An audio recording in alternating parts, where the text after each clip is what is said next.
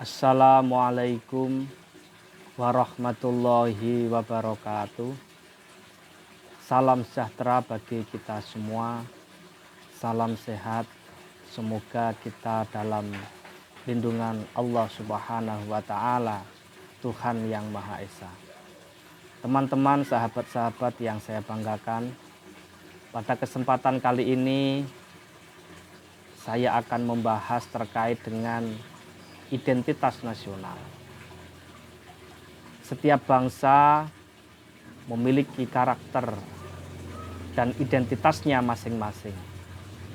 Indonesia adalah negara yang unik karena memiliki pulau terbanyak di dunia.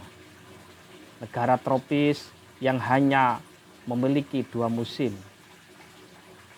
Punya suku, tradisi, dan bahasa terbanyak di dunia. Identitas nasional atau national identity adalah kepribadian nasional atau jati diri nasional yang dimiliki suatu bangsa yang membedakan bangsa yang satu dengan bangsa lainnya. Oleh karena itu, identitas nasional menjadi identitas kita sebagai bangsa Indonesia. Maka ada beberapa faktor yang menjadikan setiap bangsa memiliki identitas yang berbeda-beda.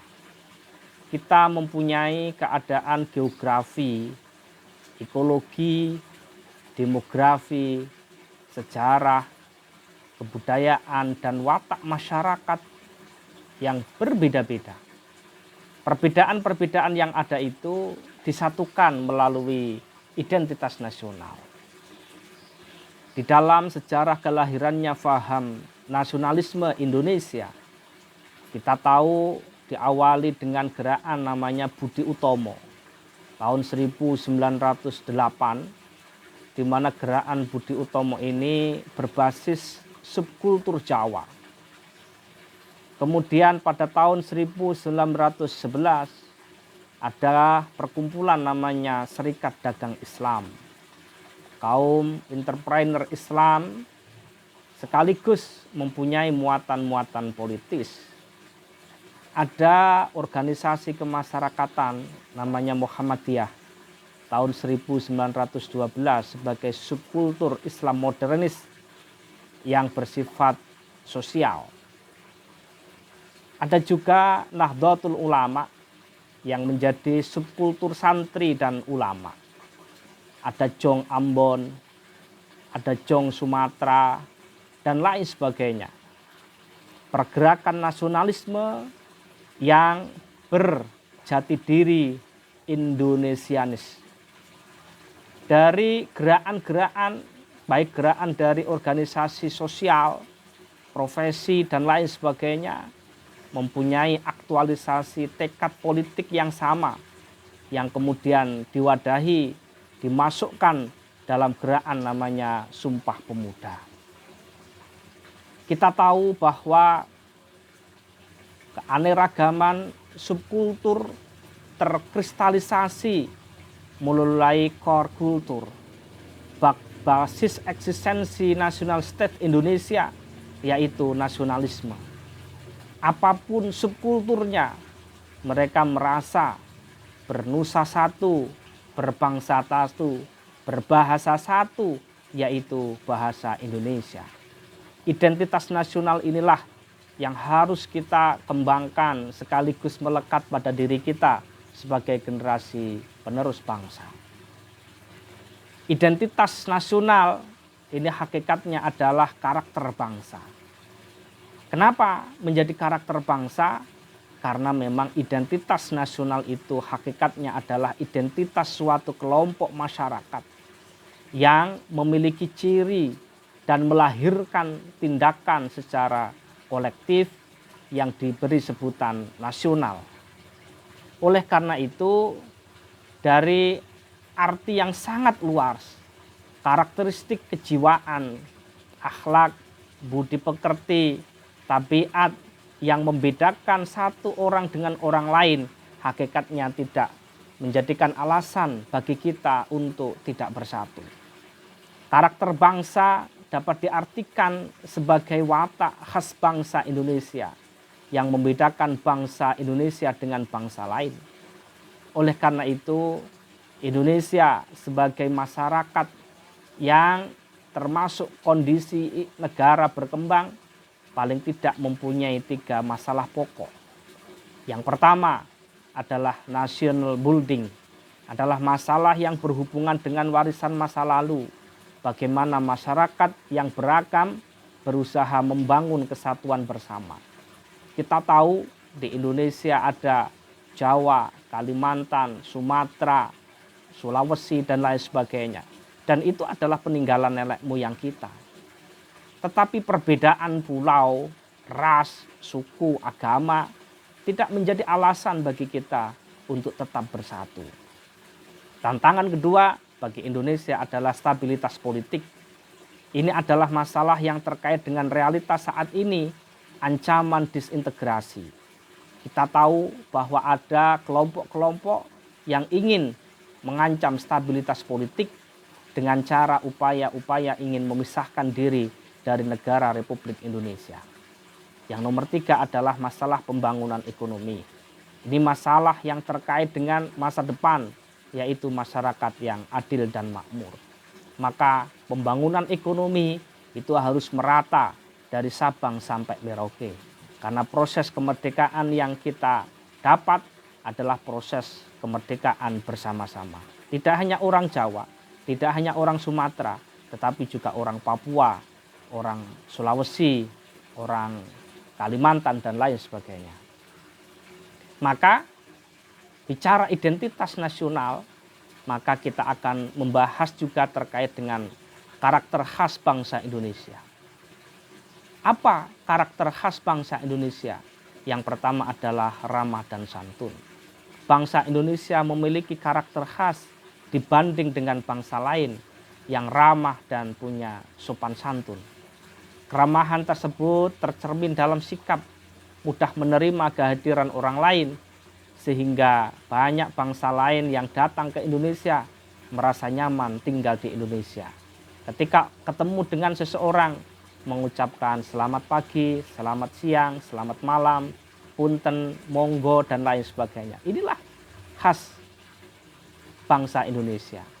Yang nomor 2 khas bangsa Indonesia itu bangsa yang agraris.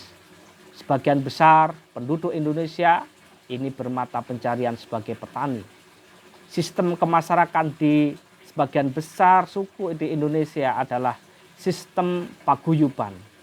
Masyarakat sosial, masyarakat yang selalu bersama. Suatu sistem kekerabatan di mana masyarakat mempunyai ikatan emosional yang kuat dengan kelompok etnisnya. Kita tahu setiap hari Lebaran, pada hari raya Idul Fitri, orang-orang berbondong-bondong mudik ke kampung halamannya.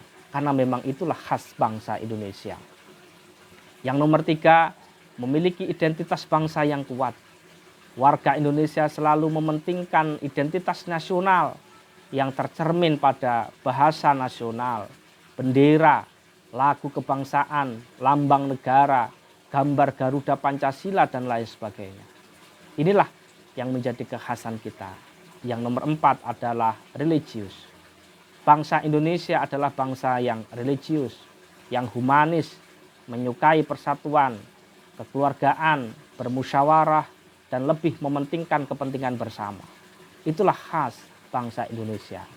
Yang nomor 5 adalah gotong royong. Gotong royong adalah perwujudan dari kemanusiaan dan persatuan yang kental di Indonesia yang tidak ditemukan di negara lain. Kita tahu bahwa konsep gotong royong inilah yang menjadi saripati daripada Pancasila. Dan ini digulirkan oleh Bung Karno pada waktu itu. Maka dalam rangka menghadapi COVID-19 tidak ada konsep resep yang lebih manjur kecuali konsep gotong royong. Kerja bakti bersama, ronda bersama adalah salah satu contoh nyata karakter yang membedakan bangsa Indonesia dengan bangsa lain. Inilah kekhasan bangsa Indonesia. Oleh karena itu, Identitas nasional Indonesia ini bisa kita lihat tercermin dalam yang pertama, bahasa Indonesia, bahasa persatuan yaitu bahasa Indonesia. Yang nomor dua, bendera negara yaitu sang merah putih. Lagu kebangsaan yaitu Indonesia Raya. Lambang negara yaitu Garuda Pancasila. Semboyan negara Bhinneka Tunggal Ika. Dasar falsafah negara yaitu Pancasila. Konstitusi hukum dasar negaranya adalah Undang-Undang Dasar 1945. Bentuk negaranya itu adalah negara Republik Indonesia yang berkedaulatan rakyat, sekaligus konsepsi wawasan Nusantara dan kebudayaan daerah yang telah diterima sebagai kebudayaan nasional. Maka negara, pemerintah harus hadir ketika ada kelompok-kelompok tertentu ingin menggantikan negara berdasarkan Pancasila dengan negara dengan konsep khilafah. Kita punya sejarah panjang bagaimana ketika negara ini ada sekelompok yang menjadi pemberontak. Kita tahu PKI, Partai Komunis Indonesia pada waktu itu, orang-orang ateis, komunis juga bisa ditumpah. Di sisi yang lain, kelompok-kelompok yang ingin mendirikan negara Islam, saya ambil contoh DITII, Darul Islam, yang diprakarsai oleh Kartosuwiryo, itu juga ditumpah, dihabisi oleh negara, karena memang negara Indonesia adalah negara yang beragama sekaligus bukan negara yang sekuler. Indonesia bukan negara sekuler, tapi Indonesia juga bukan negara yang beragama. Tetapi orang yang ada di Indonesia harus beragama, tidak boleh ateis. Oleh karena itu, di dalam proses berbangsa dan bernegara, ini tidak lahir begitu saja, tetapi melewati proses panjang dengan berbagai hambatan dan rintangan. Oleh karena itu, nilai-nilai Pancasila sudah ada pada zaman itu, tidak hanya pada era kolonial atau pasca kolonial, tapi proses terbentuknya nasionalisme yang berakar pada budaya menurut Muhammad Yamin disebut dengan nasionalisme lama. Kemudian di dalam pembentukan nasionalisme modern menurut Yamin dirintis oleh para tokoh pejuang kemerdekaan yang dimulai dari tahun 1908. Berdirinya organisasi pergerakan Budi Utomo yang kemudian dicetuskannya Sumpah Pemuda pada tahun 1928. Perjuangan terus bergulir hingga mencapai titik kulminasi pada tanggal 17 Agustus 1945 sebagai tonggak berdirinya negara Republik Indonesia. Indonesia adalah negara yang terdiri dari banyak pulau, suku, agama, budaya maupun bahasa. Sehingga diperlukan satu pengikat yang menyatukan keragaman tersebut. Nasionalisme menjadi syarat mutlak bagi pembentukan identitas nasional. Oleh karena itu, politik identitas yang sekarang ini sudah mulai mengemuka, itu perlu kita antisipasi. Pada era reformasi telah dibuka kebebasan berpikir, berpendapat. Dalam perkembangannya, kebebasan yang berlebihan ini telah menghancurkan pondasi dan pilar-pilar yang pernah dibangun oleh pemerintah sebelumnya.